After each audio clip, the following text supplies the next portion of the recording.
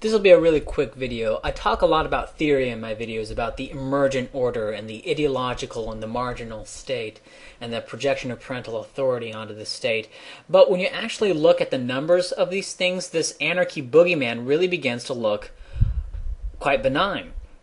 The numbers I have here are from 2003. In 2003, $800 billion was spent on private welfare or charity in the United States. This does not include overhead or spending. I'm just counting the outlays. That same year, public welfare was about $1,400 billion or $1.4 trillion. This includes Social Security, and I don't know if it's appropriate to include that or not. Social Security was at like $500 billion. All right, but this is including Social Security.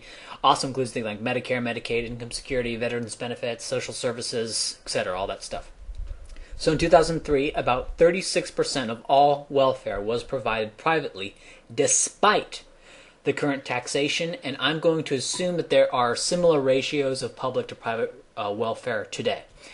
And so, if the state collapsed and all public welfare was eliminated, and there was absolutely no increase in private welfare, that would result in a 63.6% drop in welfare outlays. Now, that's quite a fallout, but it's not 100%, and clearly the most desperate would be cut from the dole last. Now, this is completely my guess here, but I believe that about half of the welfare gap will be filled, which would result in $1,500 billion on a free market versus $2,200 billion under the state. Now, this is still quite a fallout, but it would also be ameliorated by other factors. Those factors are that everything is cheaper on a free market, especially healthcare, once surgeons are no longer in danger of being sued for mistakes, because there's a lot of doctors right now who just are not doing surgery because they're afraid of lawsuits. And the lawsuit insurance is just absolutely mind-boggling. And it is no longer, healthcare is no longer free to use. You do have the copays, but the copays are simply to offset the fact that most of healthcare is free to use, and so people end up buying a lot more healthcare than they really need, and so this will result in people being more selective about how much healthcare they actually buy, driving healthcare prices down. Also, no minimum wage exists on a free market, which means that workers can work below a living wage and still receive welfare. And you can bet your ass that during this welfare crunch, there's going to be a bunch of people with whom that is required. They'll say, "Look, if you want welfare, you need to get some sort of job, even if you're only making $3 an hour, right? You got to go out work for $3 an hour, and we'll cover the rest." In 2003, U.S. GDP was approximately $10,960 billion, or $10.96 trillion.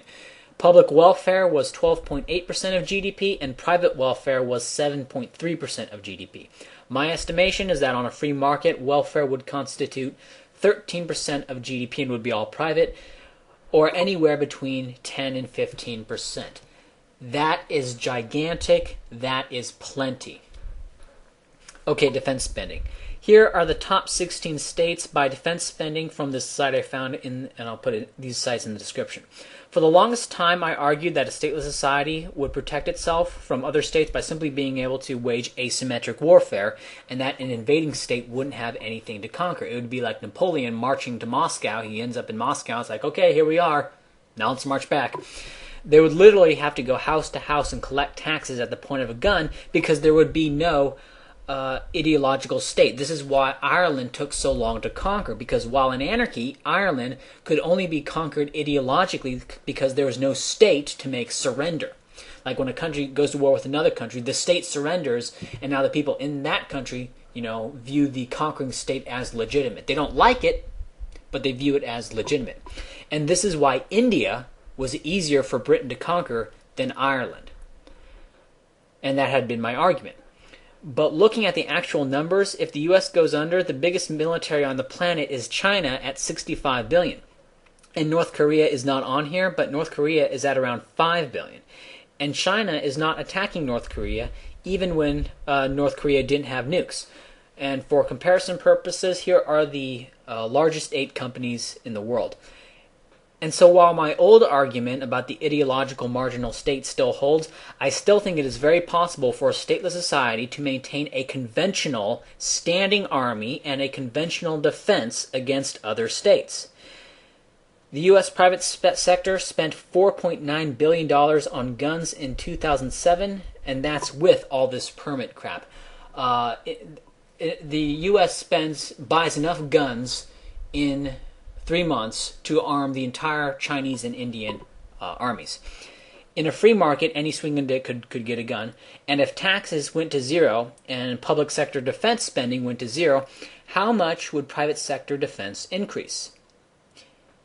And with weapons of mass destruction, how much is really needed to prevent an invasion from China or the EU? Given how much these places spend on defense. Now, I know that there's a lot of issues with this as to how to deal with the nuclear weapons and how to sell off the massive arsenal of the U.S. military, but I just wanted to make a video with some numbers in it so that people could see that this anarchy stuff isn't really that far out there. I mean, there's lots of stuff to work with, but it's really a lot closer and realizable than even I thought. And combine this with Schelling points and the marginal ideological state dynamic, and anarchy starts to look very, very realistic.